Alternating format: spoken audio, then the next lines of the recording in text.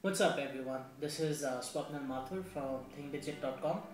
Today we have with us the Nikon D600, which is Nikon's new flagship budget, so to say, full frame DSLR. It's aimed at converting the amateur and semi-professional photographers from their entry-level and semi-professional crop sensor cameras to full frame. So we have one of the first units to hit the review circuit in India, and this is the first all India video review of the camera. So the D600 is Nikon's full frame 24 megapixel budget DSLR, and it's got a bunch of pretty nifty features. It looks like a cross between the D800 and the D7000. One of the things that we really like is the on-camera flash, which, besides being present, unlike the ones on Canon full frames where they don't have any on-camera flash, this flash actually has quite an even spread and it doesn't blow out your subject in any way.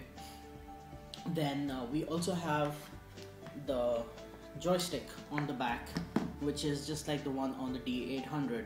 On the D7000 you would have a start-stop button over here along with a little switch, and that does away with, so the D600 does away with that and introduces the jog, and along with that a live view button dedicated over here at the bottom. Along with that we also see that there's a bunch of pretty handy ports on the D600. Over here we have the HDMI out, through which you can also stream out uncompressed video for color correction and stuff, along with the standard USB 2.0 port, a mic port for external mics and audio monitoring, along with a dedicated port for an accessory which allows you to tag GPS locations on the D600. One thing that we weren't all that happy about was the fact that the D600 features two SD card slots. The general notion has been that when you're shooting high resolution full frame files, CF cards are generally better, faster. While that notion is kind of being challenged these days with really fast SD cards as well, we would have liked to see at least one CF card slot on the camera, because if you're a photographer, like for example me, who's had a camera that only takes CF card, and you want to upgrade to the D600, you're gonna have to toss them out and buy a completely new set of memory cards. So that's not so great. So on the D600, one thing that we really like is this little lock button on top of the mode dial, which prevents this dial from moving around. So if you're carrying this camera on your shoulder and it rubs up against your side, you do not have to worry about your settings accidentally getting changed. You can just push this button and spin the dial in any direction, and that's how you move the dial pretty much. So speaking of the focusing system on the D600, it features 39 focus points, out of which 9 of them are cross type, which means that they're sensitive to information in both the vertical and the horizontal axes, as against regular focusing points which only measure information in the horizontal plane. However, 9 cross type is far less than the 15 we've seen on the D800, and the D800 in fact has much higher focusing points, which is about 51. So despite the lesser amount of focus points and lesser amount of cross type, the D600 performs quite well with respect to focusing, not only in just normal light, not just in high contrast, low contrast situations, but also in situations of low light, which is quite essential. Focusing on trees, I've shot a couple of landscape at night, and I had no problem locking focus. The flash is well balanced too, especially if you're shooting at night. It does not tend to blow out the highlights, and has a really even spread with respect to other on-camera flashes you might see.